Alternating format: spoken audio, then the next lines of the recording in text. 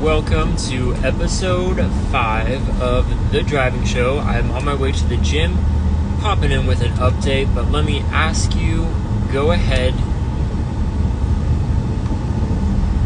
Sorry, I don't know, I just got this weird, making sure I'm in the right account. I'm pretty sure I am. Because oh my gosh, it's so stupid, Instagram. It's like, Philbrick is live. I'm like, wait, I'm in the Philbrick account, so why are you telling me that I am live?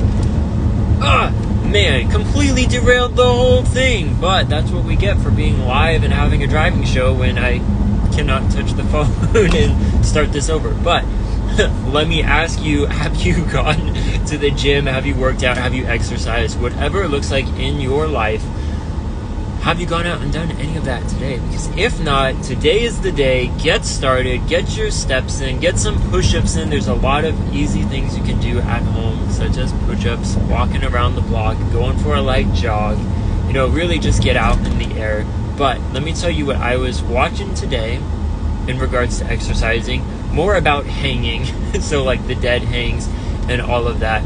But I watched a video that talked a little bit more about some of the benefits to it and then gave some tips and tricks on how to get into it. And they actually suggested working up to get to a 60-second hang. And I was like, man, like I was doing 3 sets of 30 seconds. And by the last one, like my arms were so shaky and it was very difficult. So that's one thing, but they were saying that this one guy that was leading the video, he had a shoulder injury and had surgery because of it back when he was a teenager, like 18, and then all through his early 20s, he kept having problems with dislocating his shoulder and just a lot of shoulder like re-injuries and problems. And doing some of these natural hangs, or natural exercises, but hanging being one of them, as well as just calisthenics in general, actually built up the shoulder strength, and he hasn't had a problem with his shoulder since he's gotten into all of this. So that was really cool, and I thought a cool tidbit for you if you are someone who has shoulder pain, which that's actually pretty common if you did sports growing up. Even as you get older, you will come across injuries. But really cool to see that something as simple, which it's not simple, it's actually very difficult to hang, is, beneficial. And so they showed a couple of different things, eventually getting to one arm ones so that you could do monkey bars. And I think I mentioned this, how like, remember as kids, we could do the monkey bars just fine, but as an adult, it's like, shoot, that's a lot harder. And the guy was saying most adults cannot do monkey bars because you're putting a lot of strain and pressure, and one arm and shoulder is holding up your whole body, and then you're swinging to grab it, and then you're engaging and making the muscle active in your shoulder to lift yourself up and swing to the next one. So I actually do want to try that. It sounds like a lot of fun. The video he was in some sort of like probably parkour gym, or I don't know I can't even think of the names, but those specialized gyms where they just have like a jungle gym in it, basically, because the bars were pretty far, so he was kind of like let go and a bit of air and then catching it. But I thought that was pretty cool and something I'm going to keep on working on. Today though, I'm going to try to do some leg exercises because I like the calisthenic stuff for the arms and the abs, and there are stuff I can do for the legs, but a lot of it is like jumping, squatting, and all of that, and I need to re-watch some of those videos before I start doing that at the gym, because I'm 6'2", and I'm pretty tall, easy to see, and if I'm flying up and down, like I want to make sure I'm doing the right form, the right everything before people are staring at me. But that's part of going to a gym with other people. One of those fears you have to get over, get some confidence in you to realize, like, what, it's okay, as long as you're not completely doing something really dumb. We all understand. You're there. You made it there. Good for you. But let me tell you what I worked on in the business. So today I had my first email come out through Beehiiv. So hooray, I actually got it set up and good to go. So that was exciting. I still have mixed feelings about it. Overall, there is excitement, but it's a lot of like, things are just different from all the other emailing programs I've used.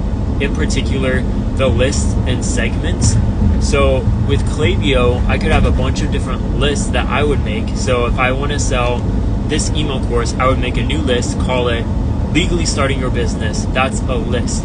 A segment, though, is more like it has conditions. So if this email has opened, if this account with their email has opened it in the last 90 days, then we're calling that a segment. So I could send to everyone who's opened emails in the last 90 days. So those are more of your current subscribers, I guess you could say. But in Beehiiv, what I can tell is you have to create a subscriber tag. So I did that for like small business community. That's a community I run with the people I have on the podcast. And I created a tag, then I created a segment and said the attribute with this tag, and if they're active, that's small business community, a segment. So that's who I send it to today, the Friday email. And then I am going to send one to the regular list today. And that one I don't think will be scheduled, but I just want to send it out because that one will be public, and then I can start posting it on my social so that people can actually read what I'm writing. Oh, I don't know why I've got such an itchy eye. Right in that big turn, which means we're almost there. The lighting's better today though too, right? Beautiful. But that's one of the things I was looking forward to most with Beehiiv, is that I can post it, and it posts it almost as like blog posts. So even if you're not subscribed, you can still see what I'm writing, what's going on. And then the goal is eventually you will just sign up, because you would much rather just see that in your email instead of having to go through all these hoops to read what I send. And potentially I will send other emails that are not publicly posted, so you never know what you're gonna get. You need to commit.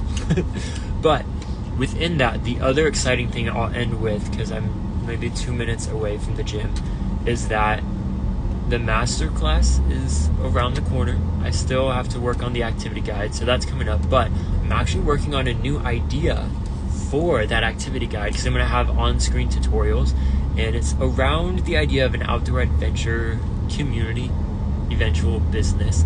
And I've just got back from camping this week, so go figure, I'm pumped up and on fire for that, of like, I want to keep going hiking and more trips, more fun things for this summer, because we're in summer. The weather is beautiful here in California. It was a little bit hot, but it's gorgeous and perfect for hiking, dipping your feet, or even swimming in some of the really cold rivers, the San Lorenzo River, which ends out in the ocean in Santa Cruz, California. So the whole watershed, amazing, right? Well, I was like, I'm already going to be starting that for this masterclass, which that was supposed to be kind of like a surprise. So if you're watching this, wow, you know something that no one else really knows. But in the masterclass, I'm like, and guess what, you guys? I'm doing a new business with you, following my own class here. So the idea is that if I can make this successful, then it will have even more punch to the class itself, and saying, hey, look, I followed what I said in this class and I've got a successful business from it. So that's a tangent. But I was thinking it would be really fun just to do hiking groups, because the place we camped at is like half an hour away, and the Garden of Eden was a really nice kind of like where the river gets into kind of like swimming holes or pools, you could say, and then like rocks and rapids to the next one, and then the river keeps going. But beautiful area, perfect for hanging out, taking a dip, being in the sun, having lunch. It's not too much of a hike if you're going from the visitor center.